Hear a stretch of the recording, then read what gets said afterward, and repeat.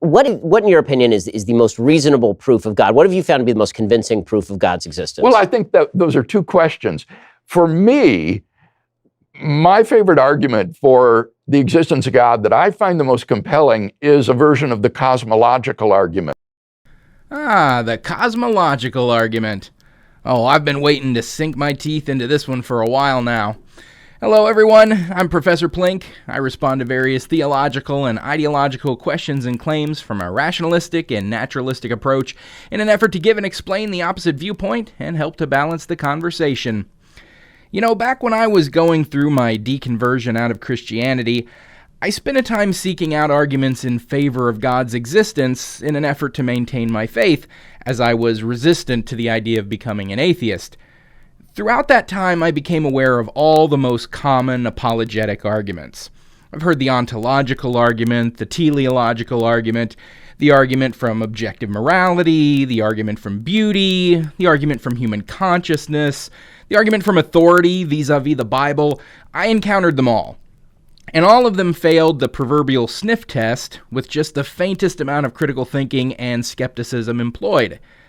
But for my money, and to this day, the cosmological argument was and is the worst argument for the existence of God I've ever heard. In part because it's so widespread as many theologians' favorite argument for the existence of God. So today we're going to be looking at perhaps one of the most powerful arguments for God's existence, known as the Kalam cosmological argument. But not only is the cosmological argument so pervasive, but it also happens to be so horribly, horribly flawed as an argument. So I wanted to do a bit of a deep dive into this argument today. And who better to explain it to us but William Lane Craig? I mean, the guy literally wrote the book on the Kalam cosmological argument. So let's let Craig run it down for us and then get into it. Which goes like this. Whatever begins to exist has a cause. Something can't just come into being from nothing. Secondly, the universe began to exist. I think we have both good philosophical arguments and scientific evidence for the finitude of the past, from which it follows, third, therefore the universe has a cause. That's it. That is the entire Kalam cosmological argument. Short, simple, to the point. And yet there are so many flaws with it. Also, Craig attaches extra parts to it for his specific version of the Kalam, but we'll get to that in a bit. Let's first go through this three-statement argument for God's existence. So this is a simple syllogism. A major premise, which makes a general statement about a group or class, a minor premise placing a specific example into that group or class, and a conclusion that reasons what's true of the general group will be true of the specific example. When the two premises relate to each other and are provably true statements, then the conclusion should logically follow. Here's an example of a sound syllogism. Major premise, all cats are mammals. Minor premise, Fluffy is a cat. Conclusion, Fluffy is a mammal. As you can see, if either of the premises were false, or even possibly false, then the conclusion could not be logically and necessarily true. If there were any cats who weren't classified as mammals, or Fluffy was a snake, then the conclusion would not logically follow. So, now, let's get back to the Kalam.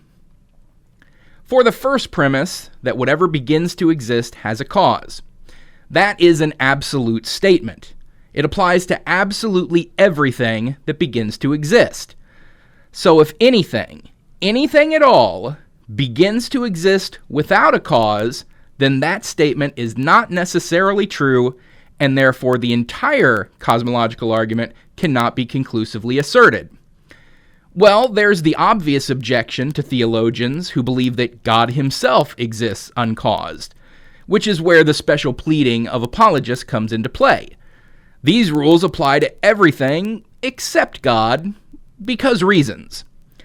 But they can logically get around this stumbling block by claiming that God didn't begin to exist, has always existed. So this syllogism doesn't apply to God. So fine, we'll ignore that. But we're still left with the question of, does anything begin to exist without a cause? Well, yes, in point of fact. It may seem counterintuitive, but physics tells us that things can come into existence uncaused. Specifically, quantum mechanics has proven the existence of virtual particles that seem to come into existence randomly and uncaused and pop back out of existence just as randomly. This seems so counterintuitive because this only happens at the quantum level and runs completely counter to the laws of physics we observe in our macroscopic universe. But still, existence is existence, and these particles do exist. So the absolute statement of premise 1 of the Kalam is already busted. Things do in fact exist that seem to come into existence with no apparent cause. And even at our macroscopic level, there still exists the possibility that things can begin to exist uncaused. Science is still unclear as to the exact nature of dark matter, but we do know that A, it doesn't interact with the physical world the same way normal matter does, which would make it illogical to assume it has to be caused the same way normal matter does. And B, it accounts for up to 27% of the entire universe. What if we were to find that dark matter doesn't, in fact, have a cause, much like the virtual particles in quantum mechanics don't? The point is that the major premise of the Kalam is a faulty statement, and on the basis of that alone can be disqualified and disqualify the entire cosmological argument from contention. But let's give the argument the benefit of the doubt. Certainly at least some things that exist have a cause. It's not like nothing that exists has a cause, so just because the statement may not be provably true as an absolute doesn't mean that it isn't true for at least most things. So let's grant Craig his first premise, just for the sake of the argument. And so let's move on to premise 2, that the universe began to exist. Well, unfortunately, no, it didn't. At least not in the way that Craig thinks or would be necessary for this premise to be sound. The Big Bang was not the beginning of our universe, as so many apologists continue to erroneously assert. It was only the beginning of the current presentation of our universe. The universe existed in the form of the singularity at the time of the Big Bang's occurrence. It's right there in the opening of any description of the Big Bang. The universe expanded from an initial state of high density and temperature. So the universe already existed when the Big Bang occurred. It just existed as the singularity. But when did the singularity come into existence? Well, that question doesn't make any sense, quite frankly, because everything we know about Big Bang cosmology tells us that time itself started with the Big Bang. Special relativity has shown us that space and time are not two separate things, but are effectively the same thing. So, when the Big Bang expansion began, and was the beginning of space itself, it was also the beginning of time.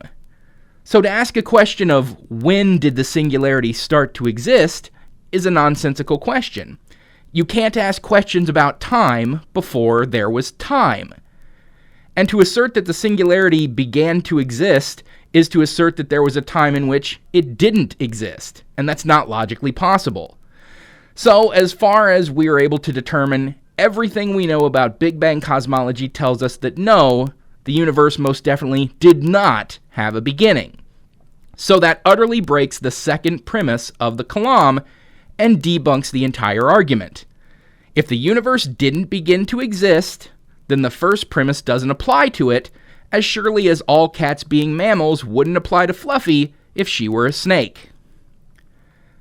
But again, let's give Craig the benefit of the doubt. Let's grant him premise 2 also, just for the sake of argument. So now, even though we've debunked both premises, we are granting them, and that then logically leads us to the conclusion of, therefore the universe has a cause. But now we have a new problem. How does this argument possibly get us to, therefore God exists? The Kalam cosmological argument doesn't say anything anywhere in it about God. It just says there is a cause. That's it. It says nothing at all about the nature of that cause. It could be anything. It could be that there's a multiverse, and when two other already existing universes collide, it results in the formation of a totally new universe. It could be that our universe is but a microscopic part of some much larger macroscopic existence that made our entire universe as a plaything for their offspring. The Kalam says nothing about the nature of the cause. So how does Craig get from this argument to the Christian God? Well, this is where Craig inputs his own addendum to the Kalam cosmological argument. Even he realized that in its original form, it doesn't get him to God. So he has to tweak it a bit. He has to add something to it. So let's hear it from the horse's mouth. And when you do a conceptual analysis of what it is to be a cause of the universe, you arrive at a being which is an uncaused, beginningless, timeless, spaceless, enormously powerful, personal creator of the universe.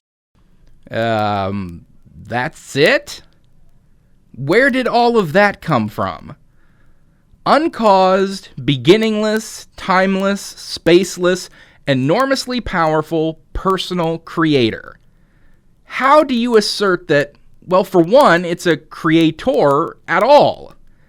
How do you establish that it was a thinking agent and not a natural process as the cause for the universe? How does the Kalam even point to intelligent design at all? Something having a cause doesn't automatically point to there being an intelligence behind it.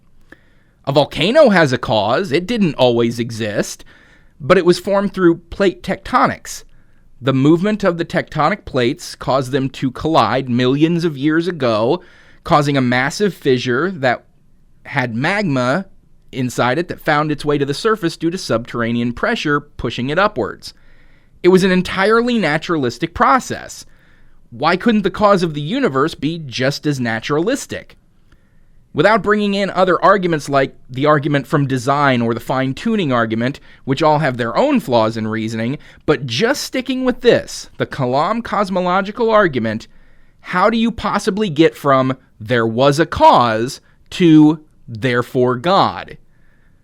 And as far as the other attributes that he gives to God, an uncaused, beginningless, timeless, spaceless, enormously powerful, personal creator of the universe. well, these seem to me to be attributes of the universe itself, or more specifically, the singularity that the universe existed as when the Big Bang occurred. It was uncaused, beginningless, timeless, and spaceless, and I don't think anyone would doubt that the Big Bang was enormously powerful, as all the energy in the universe was involved in the expansion of the initial state.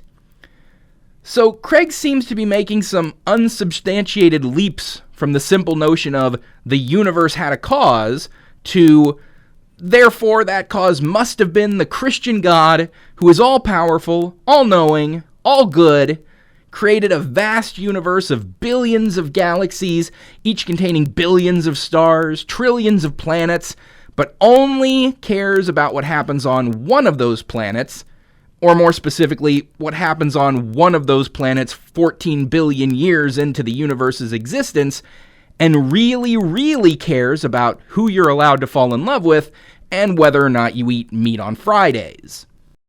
So for me, that is a very convincing argument for God. Well, you will excuse me, Craig, if, to me, that argument isn't worth the paper it's printed on. So I hope you can see how the Kalam cosmological argument, and specifically William Lane Craig's addendum to it, is so horribly flawed. Both of the foundational premises upon which it is built are provably incorrect, meaning the conclusion cannot rationally be asserted, the existence of God does not even follow from that conclusion, and the nature of God cannot then be derived from that faulty assertion. For such a short and simple syllogism, the Kalam cosmological argument fails in a multitude of ways. So, there is our closer look at the Kalam, and that's going to do it for this video. Thanks for watching, everyone. Don't forget to like this video, comment, and subscribe so you'll always be notified when a new video comes out. Until next time, I'm Professor Plink reminding you to keep striving for greater understanding It's the best way to get wherever you want to go.